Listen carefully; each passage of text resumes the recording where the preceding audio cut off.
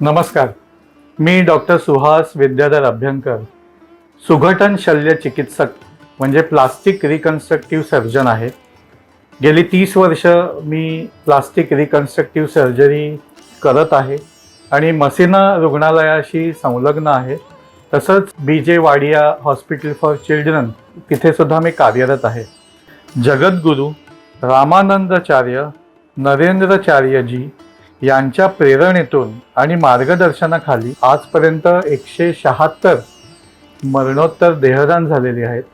तसेच 117 अवयवदान झालेले आहे आणि इतरांसाठीही हा एक उत्तम आदर्श असू शकतो.